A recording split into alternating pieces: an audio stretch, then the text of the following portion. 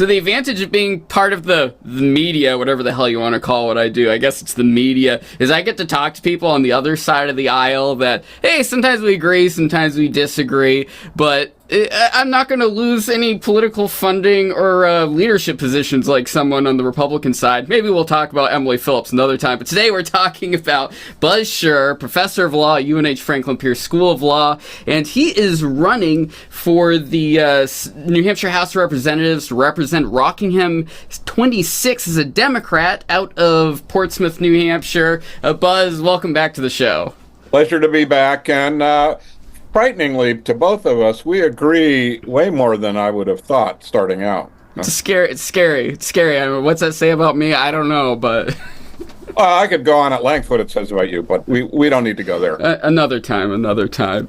So, Buzz, you have been the police commissioner in Portsmouth. You've been involved with kind of the political operation of that neck of the woods a little bit. Are you still in that position right now? I am. It's a 4-year position. I was elected 2.5 years ago. If I choose, I'll be up for election in November of 2025. We're in the process of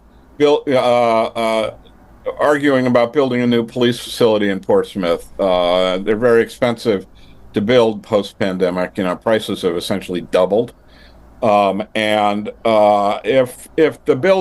we've broken ground on the building by the time I have to decide whether to run for police commissioner, then I won't run again. If we're still fighting about it, I'm going to stay in there until that happens, just because it's something that's important. Yeah, and that's super interesting. That I definitely want to stay on a little bit, because it goes to show the reason why I'm happy to have you on too, to talk about your campaign. I mean, for starters, Portsmouth, that area is going to vote Democrat no matter what, and you're running unopposed right now. Yeah.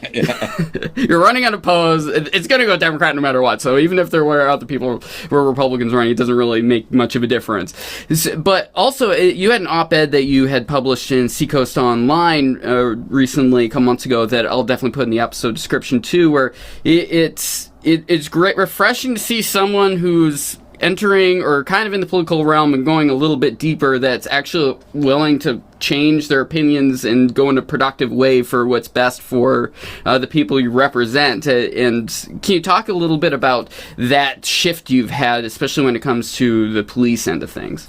Yeah, I would, to be too much the lawyer, I wouldn't necessarily call it a shift, as prior to becoming a police commissioner and thinking about becoming a police commissioner, what I focused a lot on was kind of classic progressive issues. Bail reform, criminal legal reform of various sorts, privacy rights. All privacy rights crosses the lines. And reproductive rights.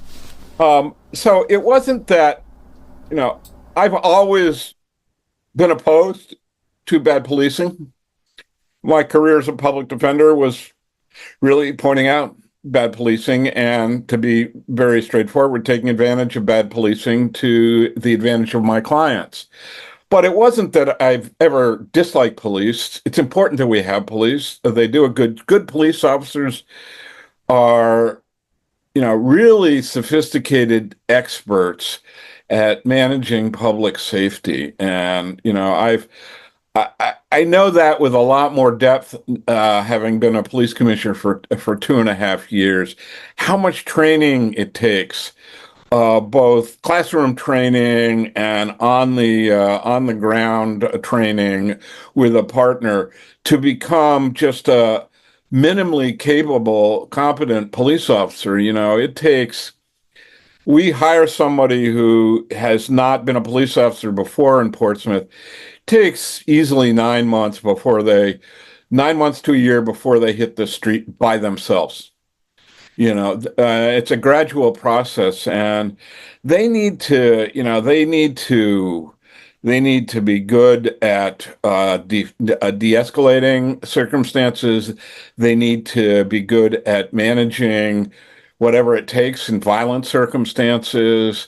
They need to be good at understanding how to manage somebody in mental health crisis.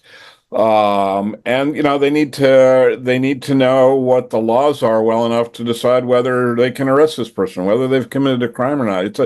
It's a pretty sophisticated job, and I have a deeper understanding of that. And good police officers are a treasure. But by the same token, I've known, since I started practicing as a public defender, bad police officers are worse than just the average citizen, because they have so much power. And for them not to exercise it well is troubling. But I've learned a lot. The police commission in Portsmouth is the board of directors for the police department. And we set policy, we hire the chief, we promote people from being patrol people to patrol officers to sergeants or lieutenants or captains.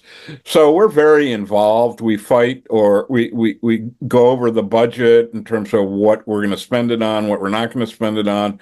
We fight with the city council as when they disagree with some spending issues. So it's it's been interesting, but it's actually an important job that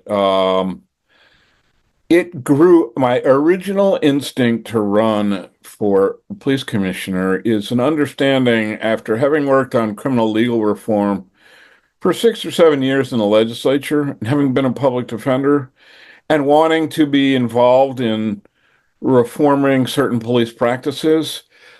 I figured out that to do that, it happens at a local level, police department by police department. It's not one big grand gesture at the state level. That just doesn't work, because, Portsmouth is a very different town than, Dover, which is right up the road. I mean, Portsmouth, we have more restaurant and bar seats than we have residents of Portsmouth. Our city, particularly in the summer, swells to 60,000 people a day, and even more on the weekend. And that's a weird town. It's a it's a destination town. It's on the seacoast. It's between Portland and Boston. So. Some think, unfortunately, some on the city council think we have an outsized police force given the size of the population of the town, which is about 23,000, which hasn't changed in about 10 years. But the thing that's changed is we're building an ungodly number of hotels, and those are people who cause just as much trouble, if not more, than the residents do. So. Yeah, it's like Concord police saying we're only going to take care of the local residents and ignore the fact our population goes through the roof every time the State House is in session, or we have an event at the Capitol Center for the Arts, or different things like that. Like there's a lot more logistics involved with these sorts of things. Very much so, and we've got Pease, we got the shipyard, just over the river. There's a whole bunch of things that we really need to pay attention to Portsmouth. It's not a one size fits all. And therefore, to engage in police reform, you got to pay attention to Portsmouth. What works in Portsmouth isn't necessarily going to work in Dover or Laconia or Keene or Concord. Some things may, but a lot of things won't. And so it's been really interesting and productive in that way. So, looking to your run for State House, I mean, what's your motivation to run? I know you've been involved for many, many, many years with lawmaking and offering your opinions on various laws and such, and even writing the privacy law that went into effect a few years back. Constitutional amendment, not law. Constitutional amendment, that's right. What's your motivation to actually make the jump to actually have a seat in the State House, and what lessons from your time as commissioner will you take over? So, 3 things. One, I've learned that some of the issues that we bump into in Portsmouth, like dealing with people in mental health crisis, and the various ways to deal with that. Like, we've recently hired a social worker, and the state has recently implemented what are called mobile crisis units, where if somebody calls the police and they're reporting that someone in their house is having a mental health crisis and there's no violence involved, we'll call the mobile crisis unit and they'll go, and two mental health professionals will go to the house rather than armed police officers, which, by its nature de-escalates things. So, I think we need, and that the mobile crisis units are statewide. What we've seen in Portsmouth and the Seacoast is a delay in getting them there because there's only one or two for all of Rockingham County, which is just not enough. Rockingham County's big population. So I think we need to find ways to increase the funding for get more mobile crisis units on the road, because that really will help manage a circumstance that every police department in New Hampshire, small, tiny, and large, deals with on a daily basis. So there are issues like that, increasing funding for police departments who don't have body cams yet. We in Portsmouth we're going to have body cams by next January, February. It's been a long time crusade of mine in Portsmouth. That's going to make a difference. We've hired a social worker, which has helped. They do effectively aftercare. When the police have somebody who's in a mental health crisis and they resolve the immediate situation, they're referred to our social worker, who we've had for 3 or 4 months now, and they help that person connect with the right social services and are an ongoing resource for them. So the police department, 911, isn't getting people. There's this group of people in every town that have mental health struggles, who are the only people who will talk to them are the police. So they'll call them every day.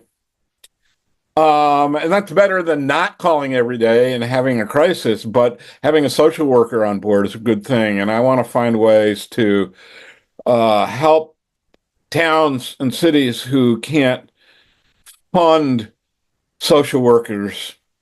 It wasn't easy for Portsmouth, but easier for Portsmouth because it's one of the more wealthy towns in New Hampshire.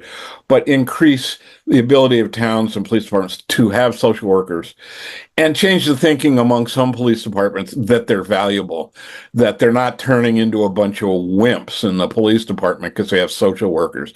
It really makes a huge difference. I think I've said this to you before, but the number of mental health calls we're getting this year compared to last year is down 40% between the mobile crisis units, between the social worker work that we're doing. So, it matters. And I think I want to find ways to spread that around New Hampshire.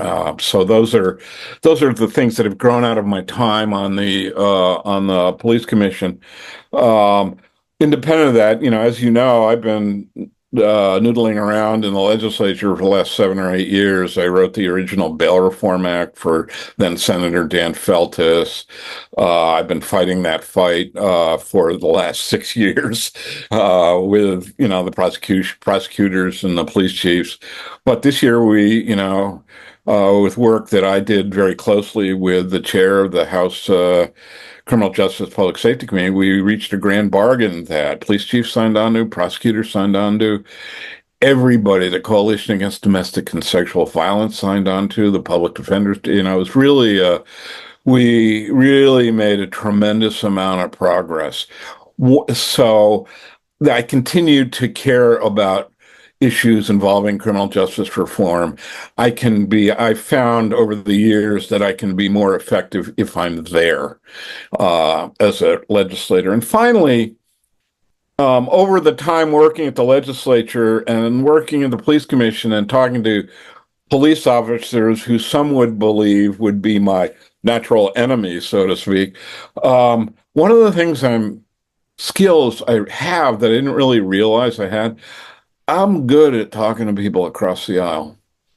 I mean, I have very good relationships with people, Republicans on House Criminal Justice.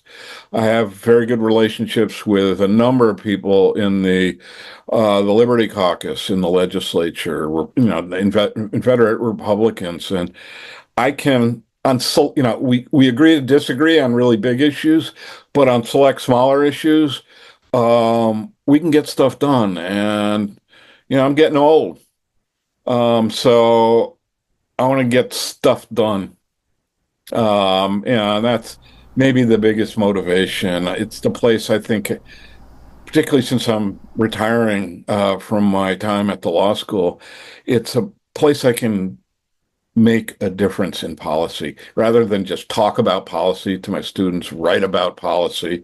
In my scholarship, I can make policy in more effective ways as a legislator, and I won't have to start from scratch. I have a lot of well-developed relationships with the Republicans and Democrats, so I think I can be more effective for my constituents and more broadly on criminal justice reform issues than some others who are very new to the legislative process. It's a crazy process. Yeah, definitely. There's always been this kind of negative mindset in popular culture about lawyers in the state house, but over my time doing this stuff and working at the law school, and you look at my LinkedIn, you want to see where my day job's at, I've become a lot more appreciative of people that are actually have that background and understand how the process works, because there's a lot of moving parts. It involves a lot of compromise if you're doing it right. Part of the reason why things aren't working in DC is the lack of compromise, and it seems like for the most part New Hampshire tries to do things differently from DC and have that compromise take place. And it takes really careful attention to language, because that's all laws are. They're just a bunch of words, and one word can totally screw up a bill and change it completely from what you intended.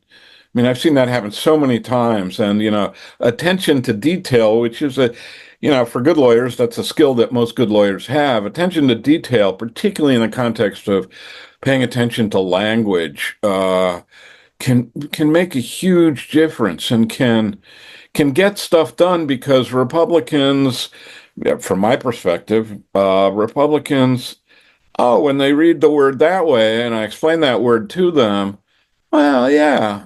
That makes sense. And vice versa. When a Republican explains to me why they don't like my word, the word I've used in the bill, and I said, well, and they explain why, I say, well, what about if I change it to this? And that's the guts of the legislative process. And, it takes patience, and it takes an ability to talk to people who on the surface, have very different views on the big issues than you. Yeah, it's been interesting, especially with a lot of the fights post the Chevron deference decision just came down. It's like, well, the once again, we're talking about DC because it's just the easier thing to look at. Is like, well, these lawmakers don't necessarily know everything they need to know about all this stuff. Well, it shouldn't matter if they create proper laws that are thought through and they consider the implications of them, and there's a back and forth between both sides of the aisle to make sure that these committees, like, obviously there's rules that need to take place and such, but and as a general proposition, I agree with that. But the value of what used to be Chevron deference is that lawmakers, it's a funny word to use, for temporarily assumed a mantle of humility and said, hell, we don't know the details of all this EPA stuff, all this environmental stuff. We really need people who are schooled in that, the experts. So let's let them sort it out at administrative rulemaking hearings. There's a place for that too. There's, in addition to the responsibility lawmakers should take in terms of being more specific in the boundaries of what they want an agency to think about and not think about. The thing that annoys me about the Chevron deference decision is the courts took on way too much responsibility for deciding whether it's a good law or not a good law. Of all those three branches, they know the least. And they've given themselves, by the decision they recently made, a tremendous amount of power. They're the last people I would want to have the final say. I'd rather have the legislature or the administrative agency or both combined. But boy, it's a you understand my politics on this. I'm, a flaming progressive, but it's a huge power grab on the part of the court system. And I had to open that can of worms a little bit. You can't blame No, me. and I put myself squarely in the can, but I don't think I cut myself on the lid. But beat that metaphor to a death. Do you disagree with me? I think that the courts should have more power than they had. I don't like I agree a lot more with Mike McCann was on the show right after the decision. He wrote about it in Sportico with a lot more. I don't think it's definitely not as catastrophic as a lot of the activists made it out to be. It will cause some changes, but I don't know. It'll be. I'm yet to be decided on whether it's ultimately for the best, the way that the Supreme Court decided on it. I think the administrative agencies do need to be reined in. I think they have way too much power as a whole. But I do understand the importance of having the experts be able to make proper rules. And I wish the rules were put together in a better way. The Chevron decision may not be the best way to fix it, but it's the tool I got, basically. Yeah, and I think, get us back to where we started on this, or where you started on this. Given the smallness of New Hampshire, and given the kind of attention that can be paid by legislators if they so choose, and given that there's usually, in spite of people's opinions, particularly of the House of Representatives, there's usually 30 to 50 people in the House of Representatives who know what they're doing. And, it's their job to get people to listen to them and to make sense when they know what they believe the right thing is, to make sense of what the right thing is to people who aren't as up to speed on it. I'll be one of the most well-informed people in the House on criminal justice issues, just because I've been, a public defender. I've been a law professor for 30 plus years. I've been involved in the New Hampshire criminal justice system for 44 years, 43 years. And so if I can use my voice as much as an education tool for legislators as I'm going to get everything I want done and the hell with everybody else. I think the former is a better way to bring people along than I'm smarter than you, do what I tell you type of approach. God knows it's easy for me to be smarter than everybody else. Ultimately, a lot of this comes down to, in my opinion, with why I do what I do with the show, what I do with my day job and everything, and you do what you've done with. Definitely I've seen you talk to your students with regards to a lot of this. It's better to be in the room and be able to at least try and sway it as much in your direction as possible than it is to be on the outside shouting, "You're a terrible human being and no one should vote for you and I regret you being there." It's better to be there and actually have the conversation with people and be able to kind of have some sway on it as opposed to being on the outside. The way I would characterize it, and you could say this about progressives and conservatives, I'll say it about progressives. There are ideological, performative progressives who are more than willing to fall on the sword of principle and put on a big public performance about that and express outrage. Just as there's ideological, performative conservatives. And then there's pragmatic conservatives, there's pragmatic progressives. All right, is this an issue that maybe we can get something done that doesn't get the ideologues on either side all that they want, but we can make some progress because this seems like an issue we need to do something about? And I very much... we need ideological progressives. We need ideological conservatives, and to some extent, we need them to put on performances. But we also need pragmatic progressives and conservatives. And I'm definitely as much as I'd love to be an ideological, performative, progressive, unfortunately, I have the soul of a pragmatic progressive. I'd use a swear word, which I'm not allowed to do. I get stuff done. That's what I like to do. And I'm getting old, and as I think I said earlier when we were talking offline, I survived a really serious bout with rectal cancer 15 years ago. The numbers did not predict that I would be alive at this point, and that I'd be alive after 5 years. And so I'm on bonus time. It's all gravy for me at this point. So I want to use it to do, I want to build things. I don't want to tear things down. I want to, get as much as I can get done before I go to the big courtroom in the sky. Love it. I wish more people had that mindset. So, Buzz Scherr, if people want to check out more about your campaign and what you're up to, what should they do? Send me an email. My email address is buzz4New Hampshire, FOR, buzz4New Hampshire at gmail.com. More than willing to talk to people, whether you live in Ward 3 in Portsmouth or not. These conversations are important around the state.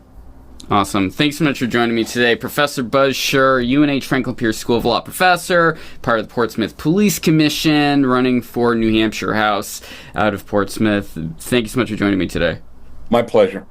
I'll put links in the episode description, for example, his op-ed that he had in Seacoast Online, his X account, which he sometimes posts to, as well as there's an article at New Hampshire Bulletin with more information on the bail reform. I just feel like it's important for people to be up to date on what's going on with that, because Buzz and I agree on especially that topic. So, NewEnglandTake.com if you want to get more from the show. Please like and subscribe if you're checking out on YouTube, and I'm posting on all the podcast services also. So if you're in Apple, Google, Spotify, whatever, I'm now posting all episodes in those platforms again, so be sure to follow there if you prefer an audio version. We'll talk to you soon.